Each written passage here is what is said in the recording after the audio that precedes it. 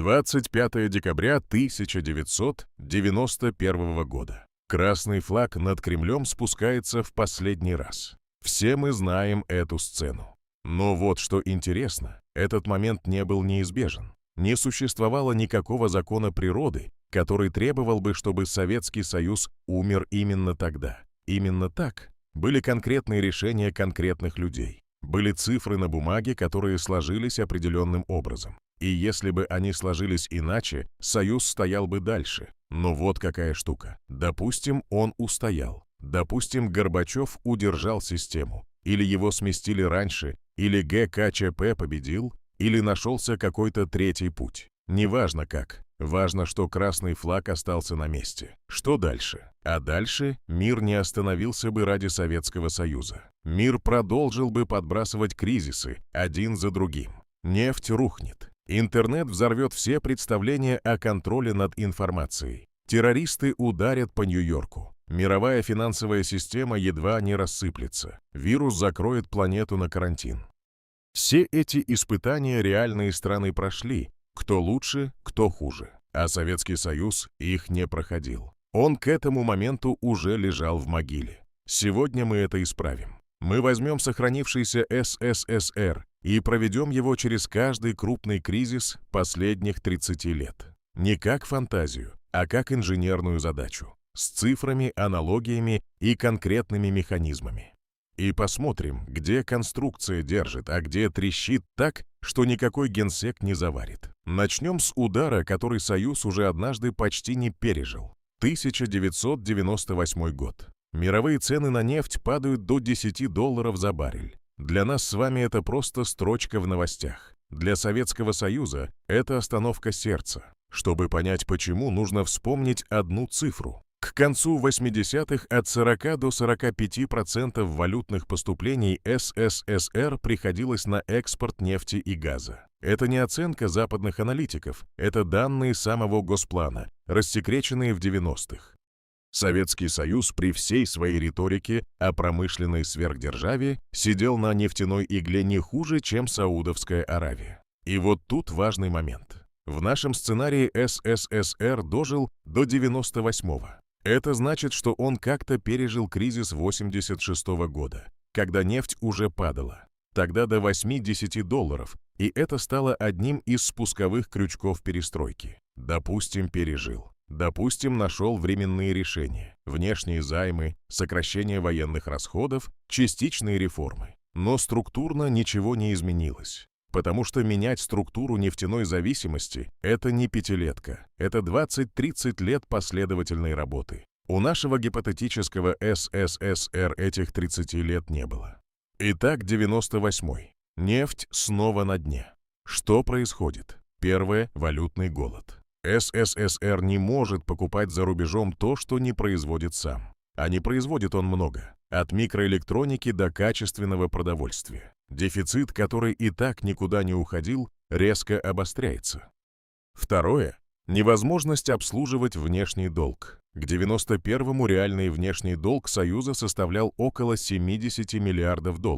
Если СССР дожил до 98-го, при нестабильных ценах на нефть эта цифра могла вырасти до 100-120 миллиардов. При $10 за баррель обслуживать такой долг физически невозможно. Третье – социальное напряжение. Люди терпят дефицит, когда верят в систему. К 98-му, после 12 лет кризисного управления, запас терпения был бы на нуле. Но вот контраргумент. Плановая экономика имеет один козырь, которого нет у рыночной. Она может перераспределять ресурсы директивно, без оглядки на прибыль. Теоретически Госплан мог бы просто перенаправить потоки, сократить потребление здесь, увеличить производство там. Примерно так, как Куба выживала в особый период после того, как советские субсидии прекратились. Куба выжила. Плохо, голодно, с потерей 20% ВВП, но выжила. Вопрос в масштабе. Куба – это 11 миллионов человек на острове, где не бывает зимы. СССР – это 290 миллионов на территории с отопительным сезоном в 7 месяцев. Перебои с энергоснабжением здесь – это не просто дискомфорт, это вопрос выживания. Мой вердикт по первой развилке. СССР. проходит нефтяной кризис 98-го, но только ценой перехода в режим мобилизационной экономики. Это означает закручивание гаек, рост силового контроля и еще большее отставание от мира в потребительских технологиях. Союз выживает, но выходит из кризиса слабее, жестче и злее. И именно в этот момент мир готовит ему следующий удар. Удар, которого ни один плановый экономист не мог предвидеть. А удар этот не ракета и не обвал рынка. Это маленькая коробочка, которая помещается в кармане и подключается к глобальной сети. Но об этом через секунду. Если вам интересно следить за тем, как мы разбираем альтернативную историю не с дивана, а с калькулятором в руках, подпишитесь, чтобы не пропустить вторую часть этого разбора. А мы двигаемся дальше. 2001 год. Интернет уже не экзотика, а повседневность для сотен миллионов людей. Персональные компьютеры стоят в каждом офисе западного мира. Мобильные телефоны стремительно становятся умнее. И вот здесь советская система сталкивается с проблемой, которая принципиально отличается от всех предыдущих. Нефтяной кризис – это количественная проблема. Не хватает денег, не хватает ресурсов. Это понятно. Это решаемо перераспределением. Цифровая революция – проблема качественная. Она меняет не количество ресурсов, а саму природу их распределения. Объясню на примере. Советская система управления – это пирамида. Наверху – решение, внизу – исполнение. Информация движется вертикально. Снизу вверх идут отчеты, сверху вниз – приказы. Вся архитектура Госплана построена на том, что центр знает лучше, чем периферия. Интернет – это горизонтальная сеть. Информация движется во все стороны одновременно. Любой узел может связаться с любым другим без разрешения центра. Это не просто техническая особенность, это идеологический вызов. Если каждый гражданин может свободно получать информацию из-за рубежа и свободно общаться с кем угодно, партийная монополия на истину рассыпается за несколько лет. Советское руководство это понимает. И здесь возникают три возможных сценария. Сценарий первый. Советский интранет. Союз строит собственную закрытую сеть, не подключенную к мировому интернету. Внутренняя электронная почта, внутренние базы данных, внутренние информационные ресурсы – все под контролем. Это технически возможно. Северная Корея сегодня имеет именно такую систему. Кванмён – сеть на несколько тысяч сайтов, полностью изолированная от внешнего мира. Проблема в том, что Северная Корея – это 26 миллионов человек в стране, которая не претендует на технологическое лидерство. СССР – это претензия на сверхдержаву. А сверхдержава, отрезанная от глобального потока информации и технологий, очень быстро перестает быть сверхдержавой. К 2010 году отставание в IT-секторе стало бы таким, что советские инженеры не могли бы работать с международными стандартами. Военная техника, требующая современной электроники, зависла бы на уровне 90-х. Сценарий второй – китайский путь. Это то, что реально сделал Пекин. Интернет есть, но фильтруется. Великий фаервол блокирует неугодные ресурсы, внутренние платформы заменяют западные. Вместо Google – Baidu, вместо Facebook – WeChat. Контроль достигается не отключением, а надзором. Для СССР этот путь привлекателен, но есть нюанс. Китай строил фаервол уже в рыночной экономике, имея мощный частный IT-сектор, который создавал альтернативные платформы ради прибыли. В советской системе нет частного сектора. Кто будет строить советский Google? Министерство? НИИ? Советская бюрократическая машина производит ракеты и танки. Она не умеет производить пользовательские сервисы. Для этого нужна конкуренция, итерация, обратная связь от миллионов пользователей. Все то, чего плановая система по определению не имеет. Сценарий третий. Открытые двери. СССР допускает свободный интернет, надеясь, что идеологическая работа удержит граждан в рамках. Это самый маловероятный сценарий. Ни одно авторитарное государство в истории не делало такого выбора добровольно. Даже современная Россия, формально рыночная и открытая, движется в сторону ограничений. Ожидать, что коммунистическая партия допустит свободный обмен информацией, это как ожидать, что средневековая церковь благословит книгопечатание без цензуры. Наиболее вероятный исход – гибрид первого и второго сценариев.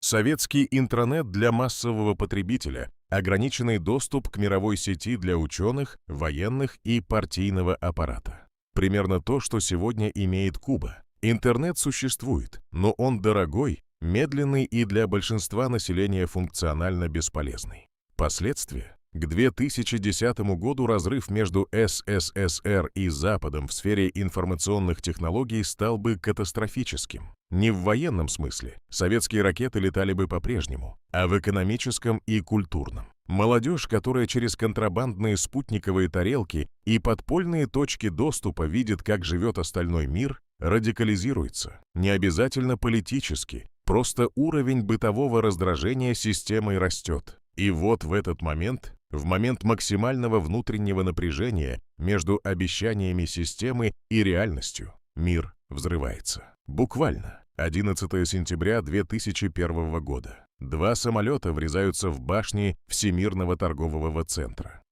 И для Советского Союза это не просто новость из-за океана. Это момент, когда правила игры меняются для всех. В реальной истории после 11 сентября Соединенные Штаты остались единственной сверхдержавой и действовали соответственно. Вторглись в Афганистан, затем в Ирак, начали глобальную войну с терроризмом без оглядки на чье-либо мнение. Однополярный мир в своем самом агрессивном проявлении. В нашем сценарии мир биполярный. СССР существует. У него ядерный арсенал, армия в 4 миллиона человек, военные базы в десятках стран. И вот здесь начинается самое интересное. Первая реакция – тактическое сближение. Как бы странно это ни звучало, террористическая атака на Америку выгодна Советскому Союзу в краткосрочной перспективе. Во-первых, это отвлекает Вашингтон от давления на СССР. Во-вторых, это создает повод для сотрудничества. В реальности даже Путин после 11 сентября предложил помощь. Разведданные, воздушные коридоры, логистику. Советский генсек сделал бы то же самое, только с куда большими ресурсами. Но Афганистан – это ловушка для всех. СССР ушел из Афганистана в 89-м, потеряв 15 тысяч человек и огромные ресурсы. Эта рана в нашем сценарии еще свежая, прошло всего 12 лет. Советское руководство знает, что такое афганская война на собственной шкуре. И вот Америка предлагает совместную операцию или действует в одиночку на советской границе. Любой вариант – проблема. Если СССР присоединяется к операции, он снова увязает в Афганистане, только теперь в роли младшего партнера, что унизительно для сверхдержавы. Если отказывается, американские войска стоят на границе Советской Средней Азии, что неприемлемо стратегически. Если активно противодействует, получает конфронтацию с США в самый неудачный момент, когда экономика и так еле дышит после нефтяного кризиса. Наиболее вероятный исход – Советский Союз потребует и получит свою зону контроля.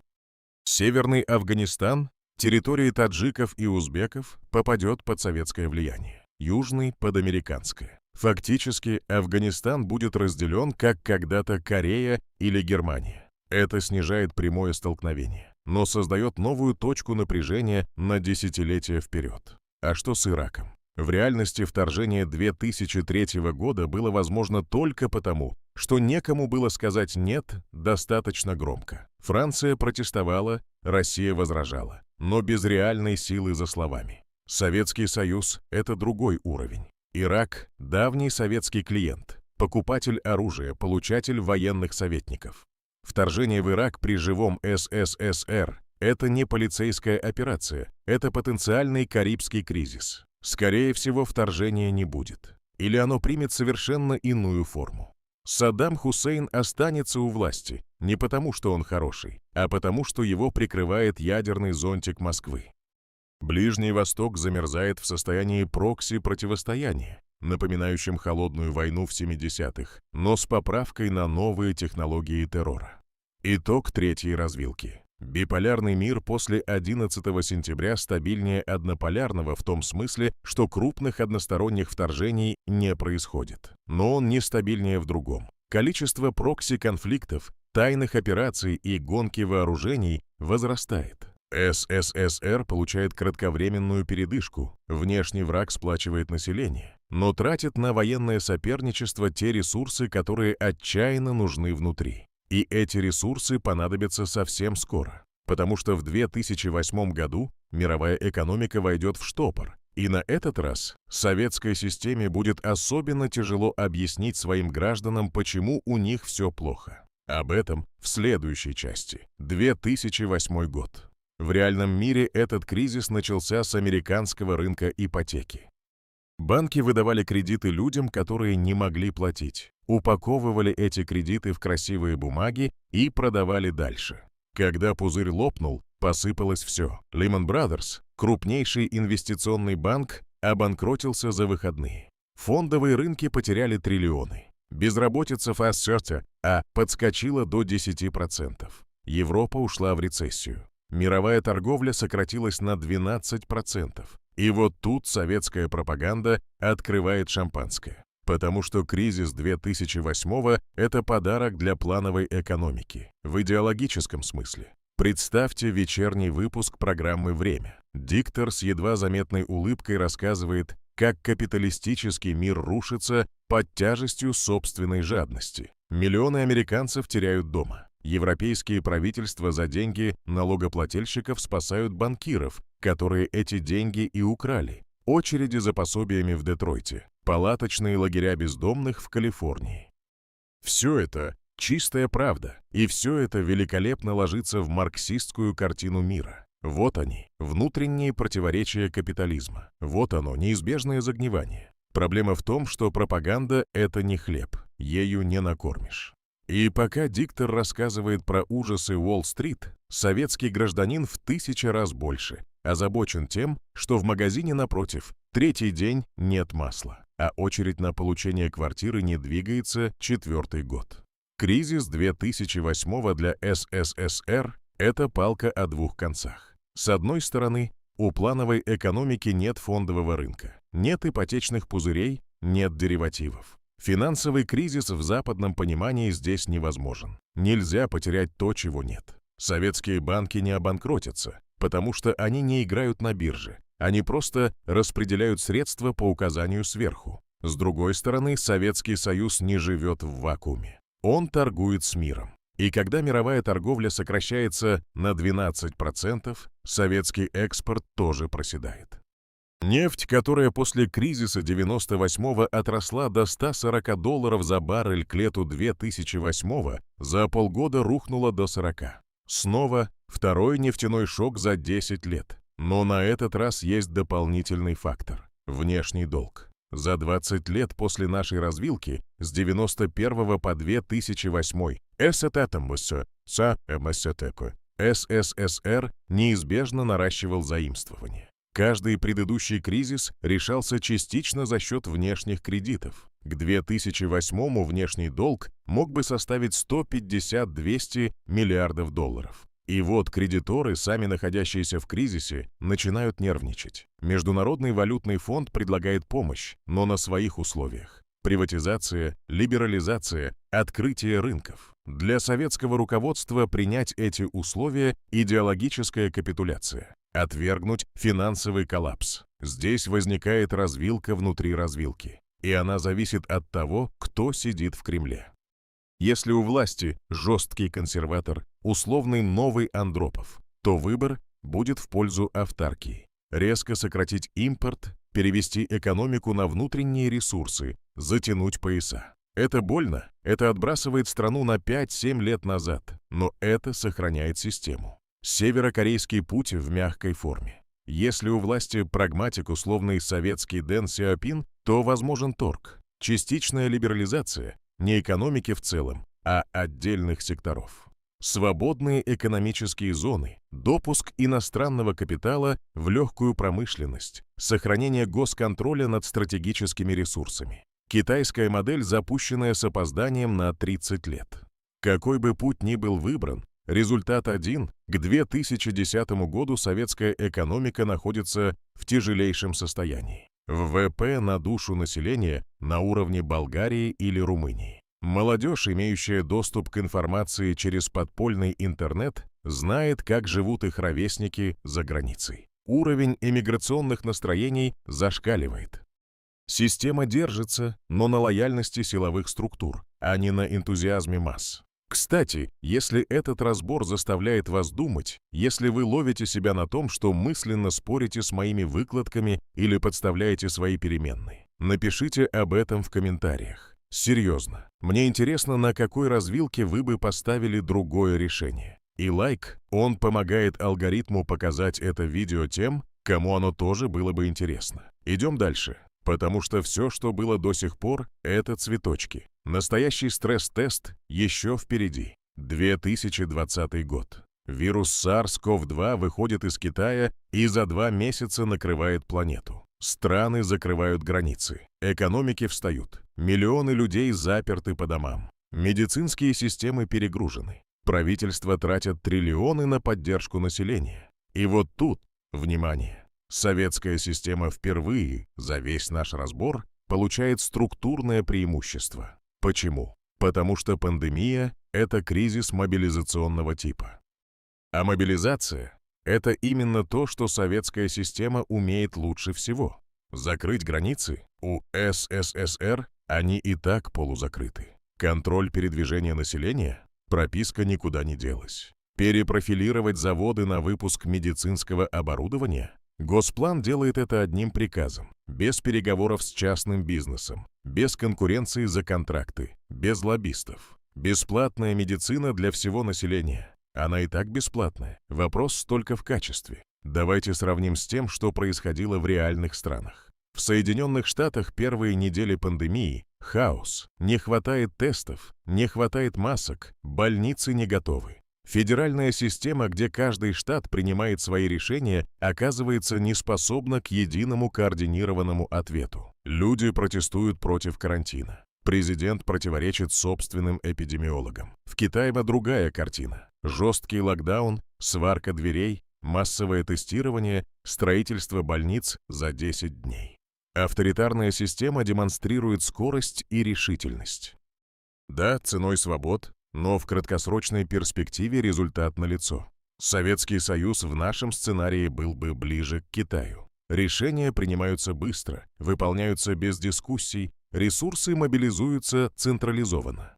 Советская система здравоохранения при всех ее проблемах, при дефиците лекарств и устаревшем оборудовании имеет одно неоспоримое преимущество – покрытие. Фельдшерские пункты есть в каждом поселке. Санэпидстанции работают как военная машина. Система карантинов отработана еще со времен советской эпидемиологии, которая реально была одной из лучших в мире. Но есть обратная сторона, и она убийственна. Информация. Советская система не умеет быть прозрачной, она умеет скрывать. Вспомните Чернобыль. Первая реакция системы была не спасать людей, а скрыть масштаб. То же самое произойдет и с пандемией. Первые недели замалчивания, затем запоздалая реакция, затем героическая мобилизация, когда скрывать уже невозможно. Насколько хуже это по сравнению с реальностью? Честно, не намного. Китай тоже скрывал масштаб эпидемии первые недели. Врач Ли Вэньлян пытался предупредить, его заставили замолчать. В советской системе было бы так же, только без утечек в социальные сети, потому что социальных сетей в нашем сценарии у советских граждан нет. Второй удар – экономический. Пандемия обрушивает нефтяные цены в 3-й раз за 22 года. В реальности в апреле 2020-го фьючерсы на нефть впервые в истории стали отрицательными. Для советского бюджета, который после 30 лет кризисов и так сидит на голодном пайке, это 3-й инфаркт подряд. Но у пандемии есть еще одно измерение – социальное. Люди сидят дома, у них есть время думать. И вот тут критически важно, как развивался сценарий с интернетом. Если советский интранет существует, население варится в государственной информации, и контроль сохраняется. Если к 2020 году подпольный доступ к мировой сети стал массовым, а за 20 лет технологического развития это почти неизбежно, спутниковый интернет, миниатюрные устройства, ширпотреб электроника из того же Китая, то миллионы запертых дома людей впервые видят полную картину. Видят, как живет остальной мир. Видят, что даже в кризис западный гражданин имеет то, о чем советский не может мечтать. Это бомба замедленного действия. Взорвется она не в 2020 году. Нет, в острую фазу пандемии люди боятся, и страх дисциплинирует. Она взорвется после, когда страх уйдет, а злость останется. Итого по пандемии советская система справляется с медицинским кризисом на твердую четверку. Лучше, чем СССР, примерно на уровне Китая. Но экономический удар и информационная бомба, заложенная карантином, делают посткризисный период чрезвычайно опасным. И теперь, когда мы прошли все 5 развилок, нефть 98-го, цифровая революция, 11 сентября, кризис 8-го года, пандемия 20-го, давайте сведем это в единую картину. Представьте график. Горизонтальная ось – время, от 91-го года до 25-го. Вертикальная – устойчивость системы. Единица – это полная стабильность. 0 – коллапс. В 91-м мы стартуем примерно с уровня 0,6. Система уже шатается, но мы условились, что она устояла. К 98-му, после нефтяного шока, 0,4. Мобилизационная экономика, закручивание гаек. К 2005-му под давлением цифровой изоляции и информационного голода, 0,35. Молодежь отчуждена, экономика стагнирует, но внешний враг помогает сплачивать. 2008. Второй нефтяной удар, 0,3. Критическая зона. Система держится на силовом каркасе, не на согласии. К 2020-му, после пандемии и третьего нефтяного удара, 0,2.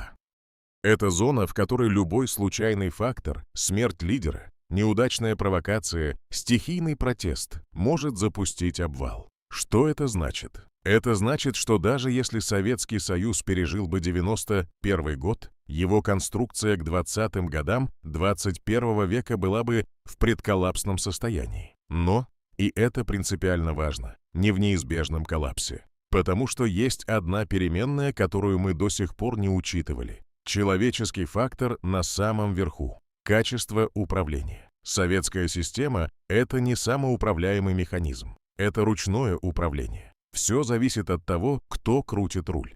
Андропов в 83-м понимал масштаб проблем, но умер через 15 месяцев. Горбачев понимал необходимость реформ, но не имел четкого плана. Если бы в нашем сценарии на каком-то этапе к власти пришел человек, сочетающий волю Андропова с прагматизмом Дэн Сяопина, карта могла бы выглядеть иначе. Но тут закон больших чисел играет против.